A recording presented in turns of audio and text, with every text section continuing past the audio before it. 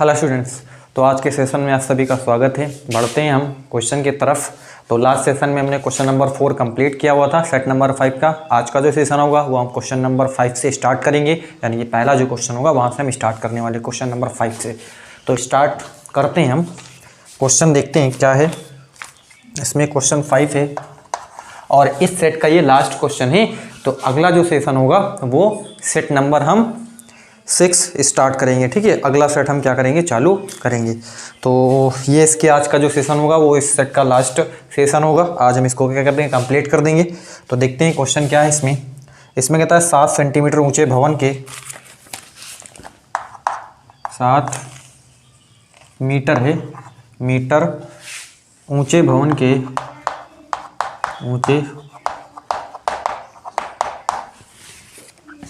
के शिखर से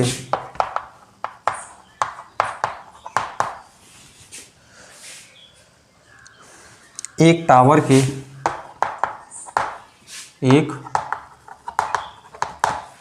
के शिखर का उन्नयन कोण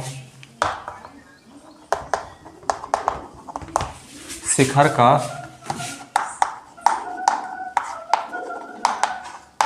उन्नयन कोण 45 डिग्री है, 45 डिग्री है। जबकि उसके पाद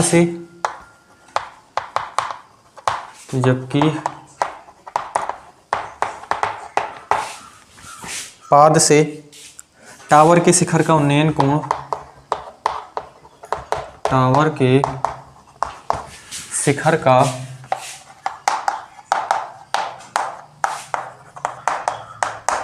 उन्नयन कोण 60 डिग्री है।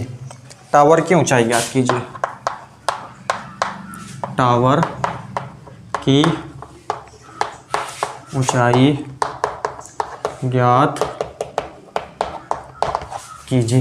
ये क्वेश्चन ही, क्वेश्चन को मैं रिपीट करता हूँ। क्वेश्चन में 7 सेंटीमीटर ऊंचे भवन के शिखर से, ठीक है, एक टावर के शिखर का उन्नयन कोण 45 डिग्री है, जबकि उसके पाद से टावर के शिखर का उन्नयन कोण 60 डिग्री है। टावर की ऊंचाई आपको क्या करनी है, ज्ञात करनी है।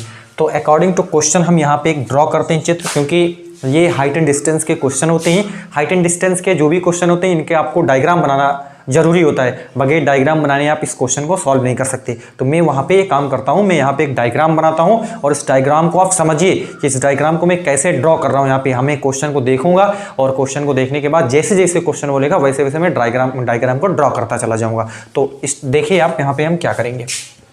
7 सेंटीमीटर ऊंचे भवन के शिखर के तो ये देखो, ये एक भवन हम बना देते हैं। इसकी ऊंचाई जो है वो 7 मीटर है। ऊंचाई ये भवन है, इसको आप भवन मानिए। इसकी जो ऊंचाई है वो कितना है, 7 सेंटीमीटर, वो 7 मीटर है। के शिखर मतलब भवन का शिखर ये है और भवन का पाद ये है। समझिए आप, ये भवन का क्या है, शिखर है। ये पाद का मतलब नीचे है ना, मतलब जमीन। ये आपका क्या है, पाद है। और ये आपके पास क्या है, ये आपके पास क्या शिखर है। टावर के शिखर का उन्नयन कोण, तो एक टावर हम बना देते हैं। ये जमीन से हम एक टावर बनाते हैं। ये देखो टावर लंबा, बड़ा सा लंबा, ठीक है। ये जो टावर है आपके पास, भवन के शिखर से एक टावर के शिखर का उन्नयन कोण 45 है। तो इसके शिखर से समझिए, यहाँ पे बात क्या है, बात ये है कि जो भवन आपने बनाया हुआ ये आपका क्या है, भवन है। तो इसका शिखर ये, इसके शिखर से टावर के शिखर का उन्नयन कोण है ना, टावर के शिखर का उन्नयन कोण मतलब ये आप समझिए, ये कोण की बात कर रहा है। ये कोण जो है वो 45 डिग्री बोल रहा है। इतनी बात आपको क्लियर है। आपको ये हमने 36 दिखा दिया। 36 सही एंगल हम क्या करेंगे, देखिए ऐसे करके देख रहे हो तो मैं 36 खींचना पड़ेगा, ठीक। तो ये आपके पास 45 डिग्री हो गया। तो इसका मीनिंग ये है कि भवन का जो शिखर है उसके शिखर से टावर के शिखर का उन्नयन कोण 45 डिग्री है। आप समझिए, तथा उसके पाद से टावर के शिखर का उन्नयन कोण। अब देखिए एक बार मैं फिर से रिपीट करता हूं। यहां पर देखिए, भवन, ऊंचे भवन के शिखर से एक टावर के शिखर का उन्नयन कोण 45 डिग्री है और इसी भवन के पाद से बात करा हुआ है, ठीक है। पाद से मतलब यहां से टावर के शिखर का उन्नयन कोण, मतलब यहां पर टावर का शिखर, ये इसके शिखर का जो उन्नयन कोण है वो इस बार बोला हुआ है क्या है, ये है आपके पास कितना 60 डिग्री है है ना, हमने क्षैतिज खींच दिया तो ये जो है आपके पास कितना है 60 डिग्री है।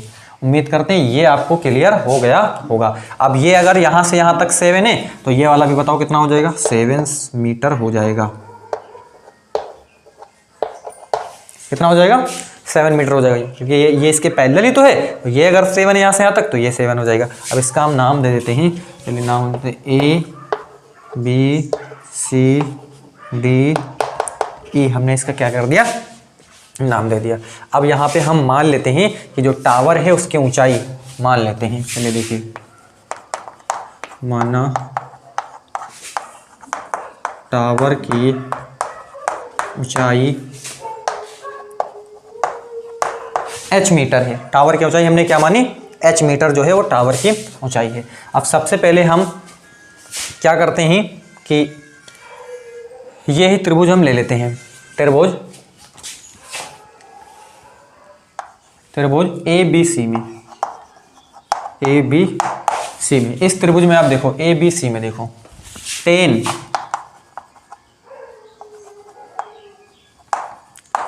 टेन हम लगाते हैं, मतलब tan थीटा लगाते हो। थीटा की जगह पे क्या 45 है, तो tan थीटा बराबर क्या होता है, लंब बटे आधार। तो लंब क्या आपके पास AC है और आधार क्या है, आधार आपके पास BC है।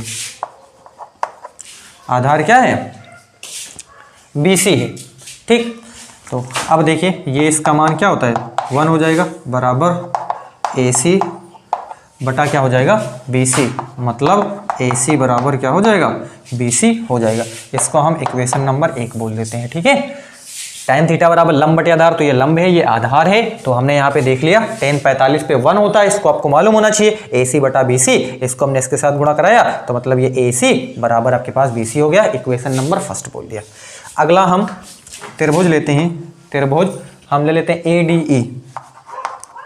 ADE में। यहाँ पे हम लगाते हैं tan 60 डिग्री लेते हैं, तो tan थीटा बराबर लंब इस बार क्या आपके पास AE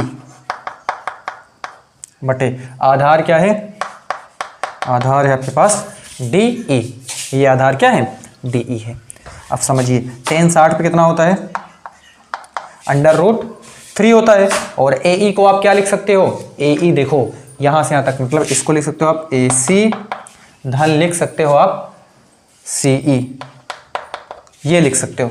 अरे पूरा मिला दोगे आप, AC धन आपके पास CE यहाँ से यहाँ तक और यहाँ से यहाँ तक, पूरा हो गया ना ये, बटे आपके पास क्या है यहाँ से, अगर आप DE देखोगे, DE किसके बराबर है, तो अगर आप DE देखोगे यहाँ से यहाँ तक DE, तो DE किसके बराबर है, DE बराबर है आप किसके बराबर है, AC के BC के बराबर है ना। DE जो है वो किसके बराबर है, BC के बराबर है। तो इसको आप लिख सकते हो, तो DE के प्लेस पे आप क्या लिख सकते हो, BC यहाँ पे लिखा जा सकता है, या BC के आप इसको AC भी लिख सकते हो ना। देखो अब यहाँ से आप समझिए क्या समझना है, DE किसके बराबर है, BC के बराबर है, और BC किसके बराबर है, AC के बराबर है। तो आप यहाँ पे AC लिख सकते हो ना। समझिए यहाँ पे हमने कुछ ज़्यादा इसमें कुछ खास नहीं करा हुआ है।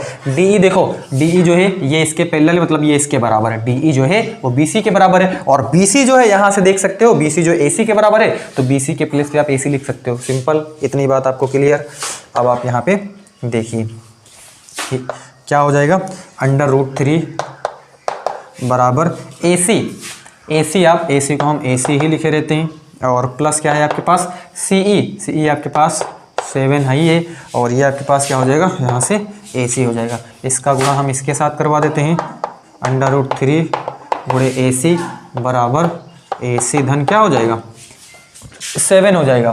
ठीक, तो √3 AC माइनस AC बराबर क्या हो जाएगा 7। इसको हमने इस साइड लिया है। अब अगर आप AC यहाँ से कॉमन कर लेते हो तो √ क्या हो जाएगा 3 माइनस क्या हो जाएगा 1 बराबर क्या हो जाएगा आपके पास 7 आ जाएगा यहाँ से।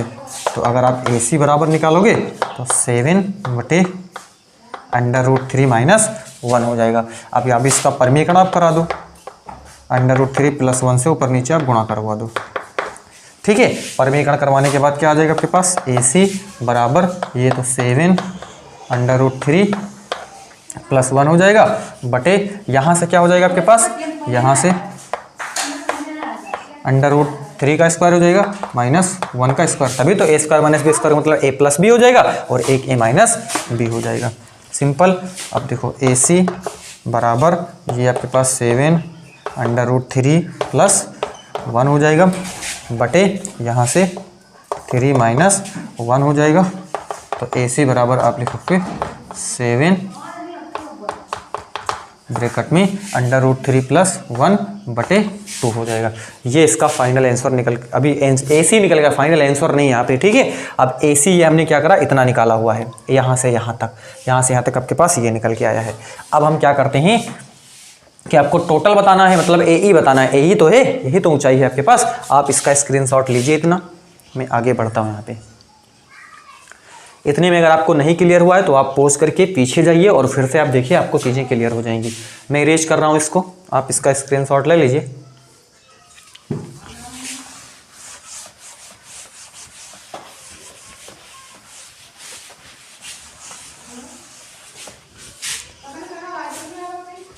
आगे देखिए, तो आपके क्या हो जाएगा, यहाँ से टावर की ऊंचाई,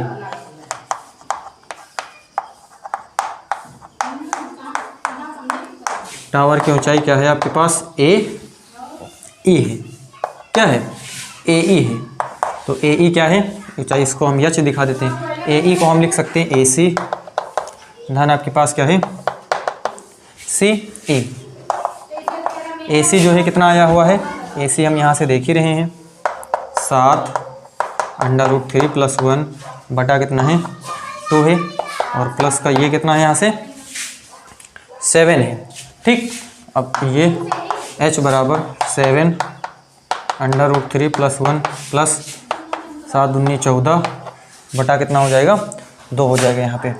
ठीक है। तो यहाँ से आपके पास h बराबर आ जाएगा, अगर आप 7 यहाँ पे कॉमन कर लोगे तो ये आपके पास √3 प्लस 1 हो जाएगा। ठीक है। और ये, और यहाँ से प्लस का ये आपके पास आ जाएगा। ठीक। बटे हो जाएगा आपके पास 2। तो बस यही इसका क्या हो जाएगा, आंसर निकल करके आएगा। ठीक है। आप चाहना तो इसको और तरीके से आप, यानी कि पहले भी इसका जो पहले जो दिया हुआ था आंसर, यहाँ तक आप ना बढ़े, परमीकरण ना कर करके वहीं पर भी इसको सॉल्व करके इसका उत्तर बता सकते हो। ठीक है। चलिए मैं वैसे भी आपको बता देता हूँ। आपको अगर ये चीज़ें क्लियर हो गई होंगी, बस एसी के प्लेस पे हमने ये एसी का आपके पास ये आया हुआ है ना, 7 ब्रैकेट में √3 प्लस 1 बटे कितना है, 2a प्लस 7, सी के बराबर क्या है 7 है। तो ये हमने 7 लिख दिया, और यहाँ पे हमने क्या कर दिया, बराबर कर दिया, इसको गुणा इसके 7 दूनी 14 हो गया, बटे हमने क्या लिख दिया, 2 लिख दिया। अब अगर हमने 7 यहाँ पे क्या करा, कॉमन करा, तो यहाँ पे आपके पास √3 प्लस 1 बचेगा, 7 दूनी 14 ब्रैकेट में 2 बचेगा आपके पास, यहाँ पे 2 बचेगा, और पूरे के नीचे आपके पास 2 आई है। तो ये आ जाएगा। अगर नहीं आता है तो और देखिए क्या हो सकता है, मैं इसको इरेज कर रहा हूँ। देखिए जो पहले निकल के आया था वो एसी क्या निकल के आया था, जो AC बराबर आया था वो आया था आपके पास, वो था आपके पास 7 बटे √3 माइनस 1, यही तो था। अब यहाँ पे देखो, अगर ये AC आया है तो अगर आप निकालोगे, अगर अब इसको निकालोगे तो आप क्या निकालोगे, AE बराबर क्या लिखोगे आप, AC धन क्या लिखोगे आप, CE, यही तो लिखोगे आप। और AC क्या है 7 बटे √3 माइनस 1, और प्लस का ये क्या हो जाएगा आपके पास 7 हो जाएगा। ठीक है। सी की जगह पे क्या है 7 है। तो AE बराबर ये आपके पास 7 है, प्लस 7 √3 हो जाएगा, माइनस का 7 हो जाएगा, बटे √3 माइनस क्या हो जाएगा 1 हो जाएगा ये चीज़। ठीक है। तो AE बराबर यहाँ से आपके पास ये कट ही जाएगा, तो 7 √3 बटे √3 माइनस क्या हो जाएगा 1 हो जाएगा आपके पास। तो ये आपके पास निकल करके आएगा। तो ये है, तो ये आंसर लिख दो आप, नहीं तो यही क्या है, यच है। यही क्या है, यच मीनार की ऊंचाई है। तो आप कैसे भी करके इसको आप सॉल्व कर सकते हो। उम्मीद करते हैं ये क्वेश्चन भी आपको क्लियर हो गया होगा, इसमें आपको किसी प्रकार का कोई डाउट नहीं होगा। अब हम बढ़ते हैं अगले क्वेश्चन की तरफ।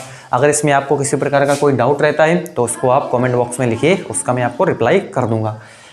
तो बढ़ते हैं हम अगले क्वेश्चन की तरफ।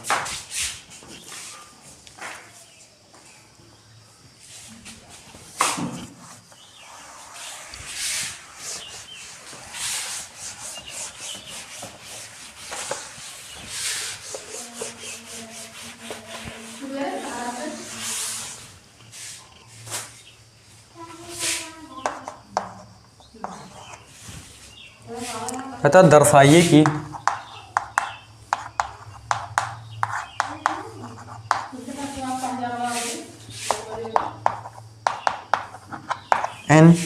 n+4 n+8 n+12 और n+16 में से एक और केवल एक में से एक और केवल एक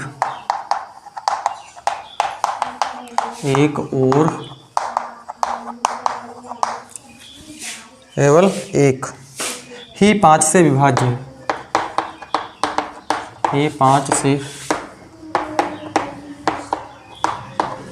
से विभाज्य है, जहां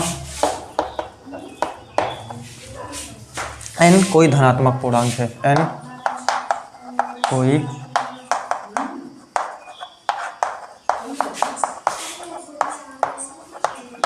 ये क्वेश्चन है। तो इसमें कहा हुआ है कि आपको ये दिखाना है, मतलब यहाँ पर एक तरीके से आपको प्रूफ करना है। प्रूफ ये करना है कि n+4 n+8 n+12 और n+16 में से एक और केवल एक ही 5 से क्या विभाज्य है, जहाँ n कोई क्या है, धनात्मक पूर्णांक है। मतलब ये जो चीज़ बोला हुआ है ये केवल इसमें एक और केवल एक ही 5 से क्या है, विभाज्य है। किससे विभाज्य है? 5 से क्या है, विभाज्य है। अब यहाँ पर आप क्या करिए, समझिए, और n कोई क्या है, धनात्मक पूर्णांक। एक बार मैं इसको जर्नली तौर पे आपको इसको बताता हूँ, आप इसको समझने की कोशिश करिए। अभी मैं इसको पूरा मेथड करके इसको मैं यूक्लिड की परिमेका का उपयोग करके इसको हमें बताना है ओवरऑल में, लेकिन मैं इसको एक जर्नल तौर पर आपको समझाने की कोशिश कर रहा हूँ, उसको आप समझने की कोशिश करिए यहाँ पे, ठीक है। करना नहीं वैसे आपको यहाँ पे, लेकिन अगर आपके पास कोई चारा नहीं रहेगा तो आप वैसे भी कर दोगे तो आपको नंबर मिलेंगे, ऐसा नहीं है। लेकिन आप यूक्लिड से इसको बनाओगे तो ज़्यादा बेहतर है, ठीक है। लेकिन मैं एक जर्नल तरीका आपको बताता हूँ।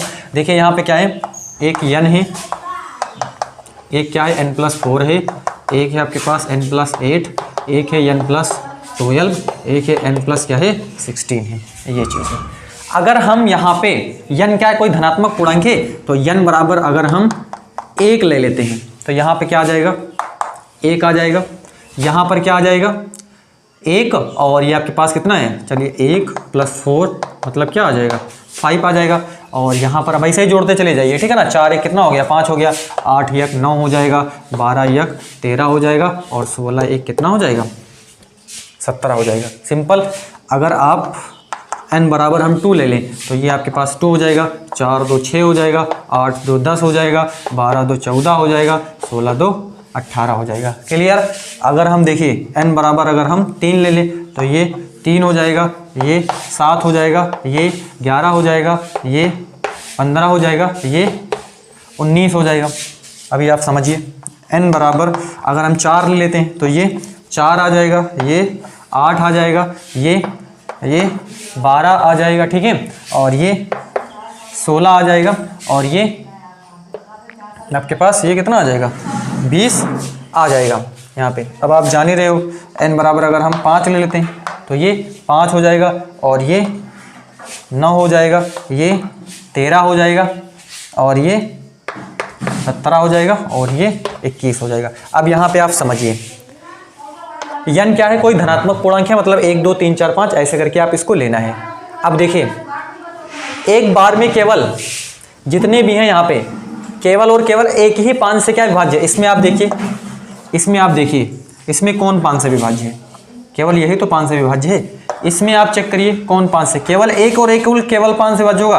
ये नहीं है, ये नहीं है, ये वाला 5 से है। आप ये देख रहे हो, आप इसमें देखो कौन है, ये नहीं है, ये नहीं है, ये नहीं है, ये वाला है। इसमें आप देखो इसमें ये भी नहीं है, ये भी नहीं है, ये भी नहीं, ये भी नहीं, ये वाला है, ये चीज़, ठीक है। अगर आप इसमें देखो, इसमें कौन है, इसमें यही वाला है। तो आप देख रहे हो, केवल और केवल एक ही 5 से क्या है, हर जगह आपको दिखाई दे रहा ना, एक ही क्या है 5 से विभाज्य है। तो ये तो इसका जर्नल तरीका था, आपको मैंने दिखा दिया। n की वैल्यू, n कोई धनात्मक पूर्णांक हमने रख करके इसको दिखा दिया, और हम देख रहे हैं कि हर बार जो है वो केवल एक ही ऐसा नंबर आपको आ रहा है जो 5 से क्या है, विभाज्य है। मतलब इसमें से केवल एक ही ऐसा है जो 5 से क्या है, यहाँ पे विभाज्य है। ये चीज हमसे कहा और हमने इसको आपको प्रूफ करके यहाँ पे दिखा दिया। लेकिन ऐसा नहीं करना, लेकिन ऐसे भी आप कर सकते हो। जब आपको कोई तरीका ना मालूम हो, लेकिन आपको यूक्लिड के यहाँ पे इस्तेमाल करके करना है तो हम यहाँ पे यूक्लिड का इस्तेमाल करेंगे। तो मैं इसको इरेज कर रहा हूँ, आप इसको स्क्रीनशॉट ले लीजिए अगर आप इसको ऐसे समझना चाह रहे हो। मैंने आपको दिखा दिया कि यहाँ पे आपको दिख रहा है, ठीक है। जो क्वेश्चन बोला हुआ है सेम ऐसे इसको करना है। अब आप समझिए।